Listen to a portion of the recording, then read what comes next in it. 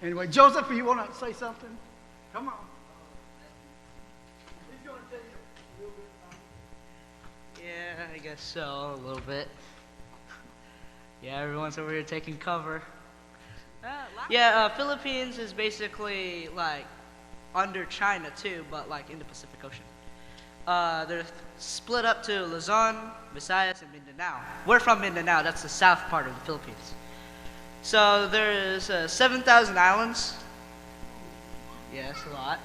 My dad is a missionary to the Philippines. I've been with him on film showings, a lot of film showings, when I was 6.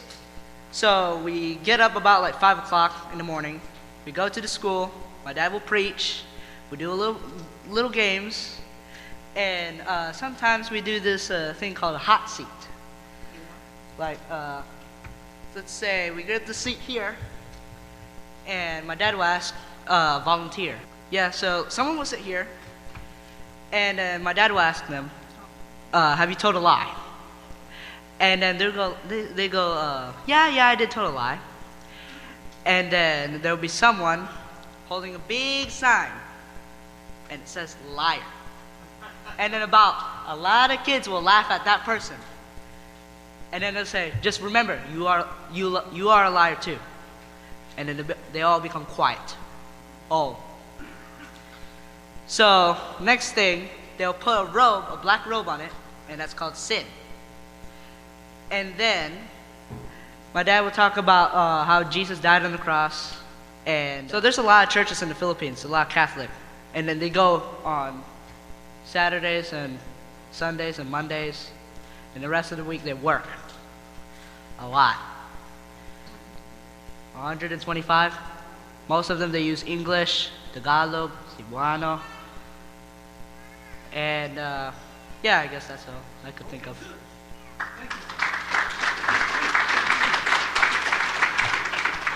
All right. How about that, huh? You didn't do too bad. If I'd known he's going to do all that, I would have brought the robes and stuff, man. Anyway, next time. So anyway, gosh, so many things happened in my life, and I don't even know where to begin. So, gosh, I've done a lot of things for the Lord. I'm very thankful for everything. And when I tell you this, I don't mean to be like bragging. It's just how it happened, okay?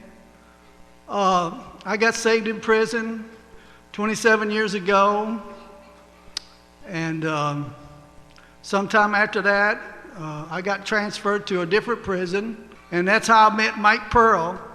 Is one day when I got to the South Central Prison, a friend of mine said, "You don't want to go to church?" I said, yeah, let's go. So I get to the church up there, and he said, I looked around, I said, "Where's the pastor at? Where's the pastor?" Because a lot of the guys in prison have been there for 20 years and 30 years, and they all had long beards and stuff, you know. And he points over there at this bearded guy over there. They said, "That's the pastor." "What? That guy is the pastor here?" Yeah. I said, okay. So he began to preach and teach the Bible. I'm like, man, that's pretty good. But Mike was friendly and just total different than them, you know. And so he taught us the Bible there. And then my friend said, let's go to, on Sundays. He used to come on Sundays. But then he said, we're going to go to Saturday Bible study. I said, well, nobody told me there was a Saturday Bible study. He said, yeah, you want to come? I said, sure. So I go up there to the Bible study, and there that guy with the beard was, you know, and he looked at me. He said, "Where you been?" I said, "I didn't know there was a Bible study here, but I'm here now." So anyway, so I studied under him for probably about 2 years. So one day I went to the Beale Street Blast, the one that, and I met a guy over there, and he had a little Asian wife, you know. And I was 5 years or 6 years out of prison at that time and not do anything, you know, kept myself clean and was speaking in different places and stuff. And so I said, so this Asian wife? Yeah. You got a little baby? Yeah, that's my baby. I said, where you meet her? What country is she from? She's from the Philippines. I said, well, you know, hey, just go over there and get you one, okay? I said, okay. I might just do that. Well, I did. But I did not know that meeting my wife would embark in such a journey. Do you know I have probably witnessed to and ministered to in schools probably over 1 million kids around 15 to 18 years old in the last 15 years.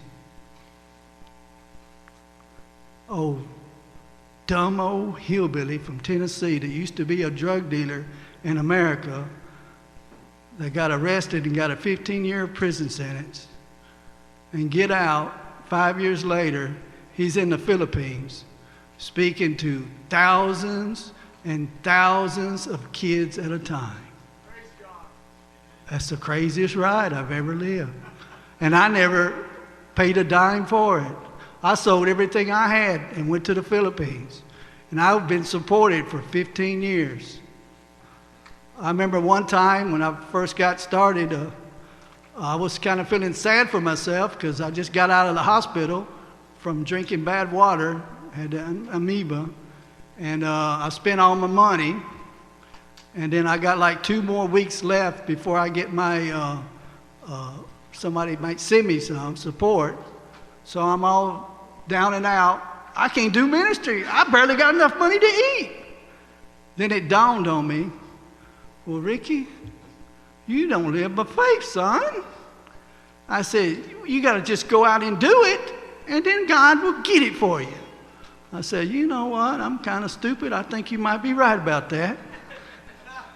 So I decided, okay, I'm going to make me a film showing. So I go out, go to the school, and spend the last money I got and speak to maybe 300 or 400 kids, come back home. I said, wife, I done spent all her money, so that's it. Well, let me go check the bank. So I went and I checked the bank that next morning, and there was $250 on my account. Just came out of for nothing. I'm like, I need to remember that. Next time I get down and out, just go. And I've done that a lot, and a few times I get all messed up in the head, and I think that maybe I can just try to make a business and help out my ministry. But that's a dumb thing to do. This guy says to me, Ricky, do you want to support yourself, or do you want me to support yourself? And that's the way it is. So, and that's the way it's been.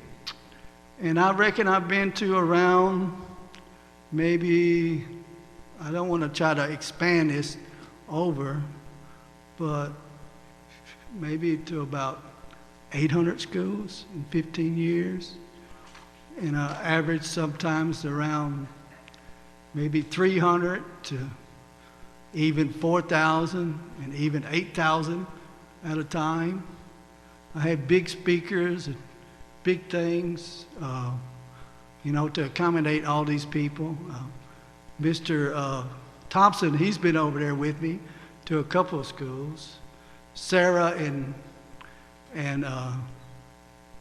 Leon has been over there. They came over and visited me, her and her dad first, and they come back, and they end up getting married. They met each other and hung out, and next thing you know, they come back 2 years later, and now they're married. I told them they need to name their kid after me or something, but they haven't done that yet. But they're just getting started. It's Ricky, okay? Ricky. So anyway, it's been a ride, a very wonderful ride, that the COVID hit, and it's over. It's just over. So we lasted about 18 months before we decided to come back. They started pressuring us about getting shots, stuff like that, and so we sold everything we got and came back over here. That's what we did. But I sold everything I had here to go over there. So I sold everything I got over there to come back here. So, but we're praying, same as TJ, about going back. I still have it in my heart, but my body is not the best. I've had 2 open heart surgeries. The first one I had in America by Dr. Lee. The second operation, I had a mechanical valve put in my heart in Manila, Philippines, by a Dr. Lee. One was an American Dr. Lee, the other was a Chinese Dr. Lee. I got Dr. Lee in my heart. One time I went to go speak in Texas, I said, I got Texas in my heart. The mechanical valve that they put in my heart came from Texas. So I do have Texas in my heart, little brother.